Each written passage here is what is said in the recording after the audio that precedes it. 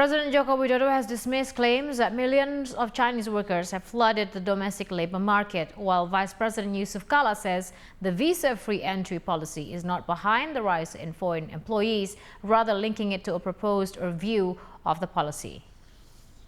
Jokowi has acknowledged that the sudden influx of Chinese workers into the country is a concern and has pledged to get to the bottom of it.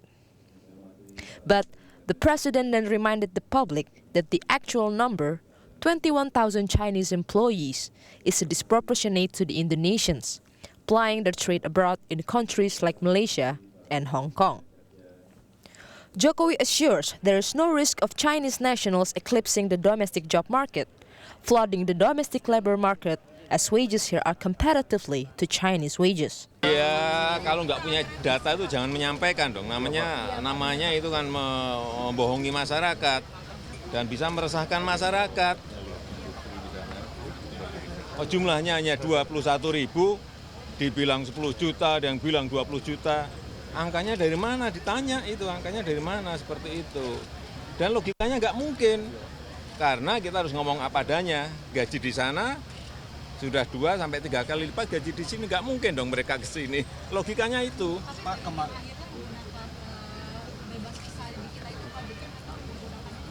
Itu untuk turis, Kalau ada yang ilegal ya kita tindak. Tugasnya imigrasi, tugasnya Kemenaker untuk menindak.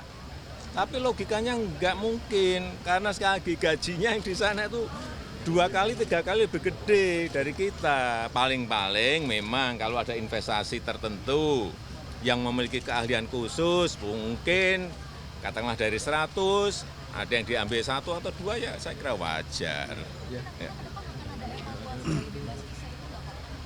Iya, Kementerian Luar Negeri sudah melihat hal seperti itu. Namanya sudah dibuka, pasti dievaluasi, mana yang membahayakan, mana yang tidak produktif, mana yang harus ditutup, atau mana yang harus diberikan yang baru untuk bebas visanya, saya kira. Cukup ya. Semua negara seperti itu. Cukup ya. Yang menyebar isu fitnah 10 juta ini apa akan ditindakan? Ya itu urusannya polisi lah, urusannya polisi. Ya, cukup. Tapi ya yang meresahkan seperti memang harus ditindak. Ya. Meanwhile, Vice President Yusuf Kala laughed off allegations that the visa-free policy was the sudden foreign labor influx, adding the policy had been issued to bolster the tourism sector. Kala says the visa-free policy would continue to be monitored to ensure it complies with its intended mandate. He clarifies that all foreign workers are qualified professionals as opposed to non-professionals. Kan ada 2 kepentingan di sini. Pertama, negeri ini indah dan besar, kita merasa kenapa wisatawan ini di sini baru sekitar 10.